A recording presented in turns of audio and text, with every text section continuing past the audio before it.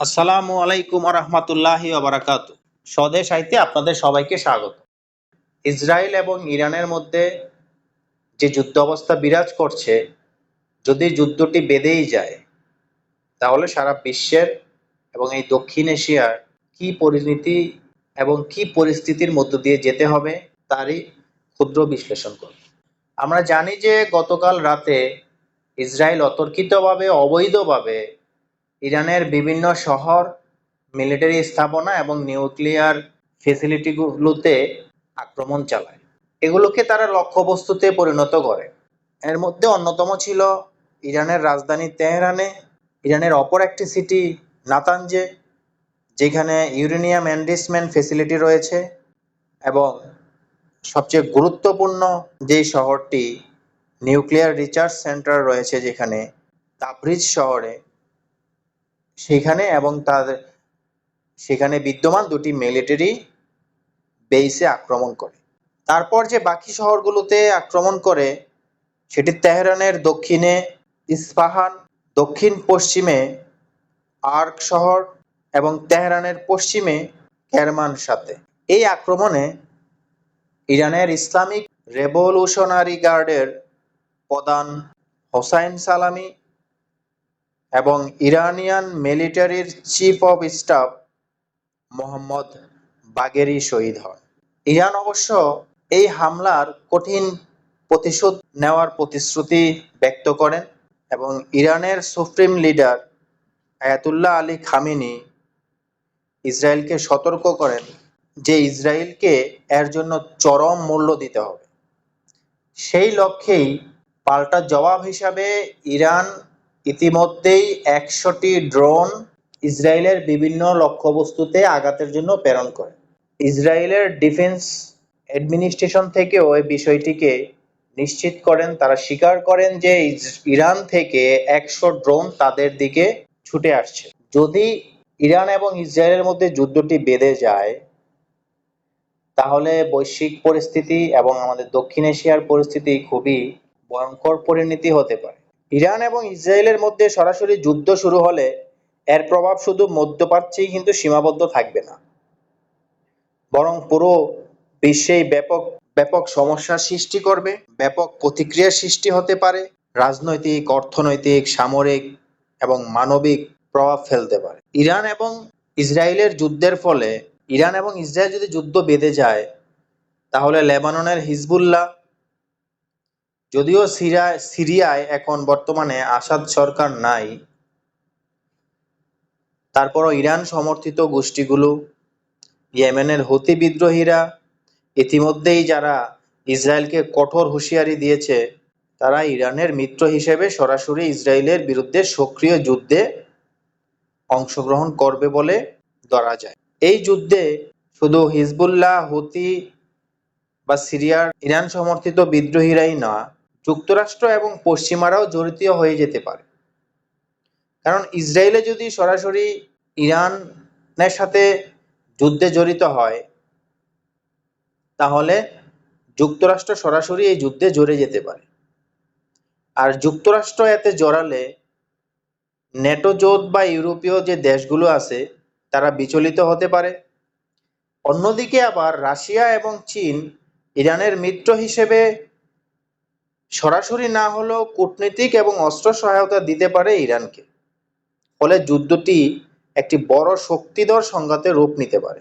আমরা সবাই জানি যে সারা বিশ্বে যেই তেল পরিবহন হয়, বিভিন্ন দেশে যেই রুটে পরিবহন হয়, তার ২০% নিয়ন্ত্রণ করে ইরানের হরমুজ প্রণালী, আর এটি নিয়ন্ত্রণ করে সরাসরি ইরান। যদি যুদ্ধ বেঁধে যায় তাহলে ইরান নিশ্চয়ই এই হরমুজ প্রণালীর নিয়ন্ত্রণ সম্পূর্ণভাবে যেহেতু তাদের হাতে, তারা এটিকে যদি বন্ধ করে দেয় তাহলে ২০% তেল রপ্তানি আমদানি বন্ধ হয়ে যাবে। তার ফলে অবশ্যই তেলের দাম লাফিয়ে বেড়ে যাবে। আর তেলের দাম বৃদ্ধির পরে সারা বিশ্বে পরিবহন উৎপাদন খরচ বাড়বে, যার ফলে মূল্যস্ফীতির সৃষ্টি করবে। বিশেষ করে উন্নয়নশীল দেশগুলোতে খাদ্যপণ্যের দাম বাড়বে এবং দুর্ভিক্ষের দেখাও দিতে পারে কিছু কিছু দেশে। যুদ্ধের সংখ্যা থাকলেই বিনিয়োগকারীরা নিরাপদ সম্পদ কেনার দিকে ঝুঁকবে। শেয়ার বাজারের পতন হওয়ার সম্ভাবনাই বেশি। ইরান এবং ইসরায়েল যদি যুদ্ধ বেঁধেই যায়, সামরিক এবং মানবিক যেই বিপর্যয়গুলো ঘটবে সেগুলো হচ্ছে, ইসরায়েল ও ইরানের দুদেশের অত্যাধুনিক প্রযুক্তি ব্যবহার করবে, একে অপরের সামরিক এবং বেসামরিক অবকাঠামো লক্ষ্যবস্তুতে হামলা করবে। বিশেষ করে তেহরান, তেল আবিব এবং অন্যান্য শহরগুলোতে সরাসরি হামলা হলে ব্যাপক প্রাণহানি এবং শরণার্থী সংকট হতে পারে। ইরান যদি অনুভব করে তারা অস্তিত্ব সংকটে পড়েছে, তাহলে তারা পারমাণবিক কর্মসূচিকে গোপনে বা প্রকাশ্যে সক্রিয় করতে পারে, যা ভয়ঙ্কর ঝুঁকি তৈরি করতে পারে। এবং কি এই যুদ্ধটি পারমাণবিক যুদ্ধের দিকেও রূপ নিতে পারে, যা বিশ্বের জন্য অত্যন্ত ভয়াবহ পরিস্থিতি তৈরি করবে।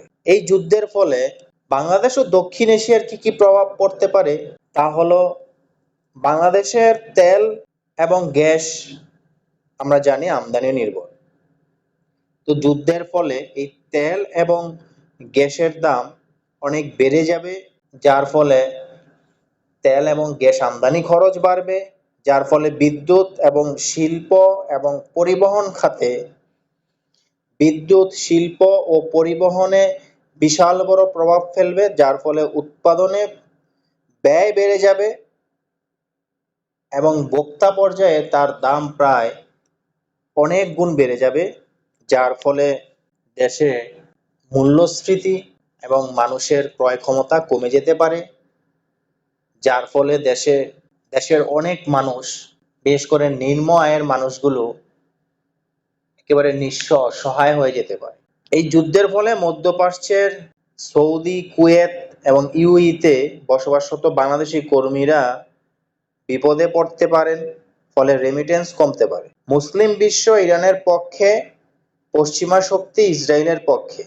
এতে বাংলাদেশের রাজনৈতিক অস্থিরতা, মতবিরোধের তৈরি হতে পারে, যার ফলে জিওপলিটিকে বাংলাদেশের একটি চরম কঠিন পরীক্ষার সম্মুখীন হওয়া লাগতে পারে। ইরান এবং ইসরায়েলের এই যুদ্ধটি আঞ্চলিক একটি কনফ্লিক্ট হলেও এর অভিঘাত হবে সারা বিশ্বে। বিশ্ব অর্থনীতি, জ্বালানি বাজার, রাজনৈতিক অস্থিরতা, মানবিক সংকট সবখানেই এর বেশ প্রভাব পড়বে।